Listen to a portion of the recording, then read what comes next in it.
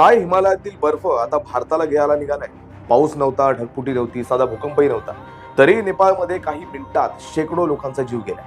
बऱ्याच माध्यमांवर तुम्ही पाण्याच्या लाटा आणि वाहून जाणाऱ्या गाड्यांचे व्हिडिओ पाहिले असतील, पण पडद्यामागची खरी आणि धडकी भरवणारी बातमी नेमकी काय आहे ते आज आपण पाहणार आहोत. नेपाळमध्ये जे घडलं तो केवळ अपघात नव्हता, ते हिमालयाने भारताला दिलेला शेवटचा इशारा आहे. 5200 मीटर उंचीवरून पडलेला एक बर्फाचा तुकडा थेट भारताच्या सीमेवर धडकलाय. पहा आमचा विशेष रिपोर्ट. भारत 24 तास, संपूर्ण माहिती, संपूर्ण सत्य. नमस्कार, मी संदीप कसालकर आणि तुम्ही पाहतात भारत 24 तास, संपूर्ण माहिती, संपूर्ण सत्य.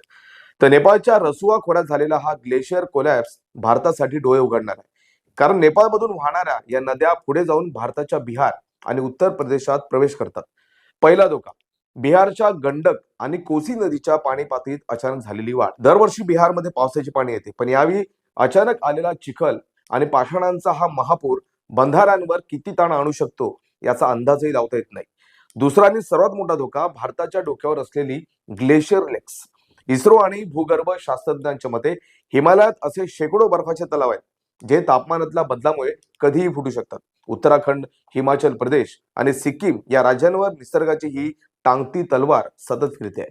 नेपाळमधील पूर ओसरेल, ढिगारे हटवले जातील आणि नेहमीप्रमाणे मदत काहीही संपेल, पण हिमालयाच्या उंचावर जे बर्फ वितळत आहेत ते भारताच्या भविष्यासाठी धोक्याची नवीन पटकथा लिहित आहेत.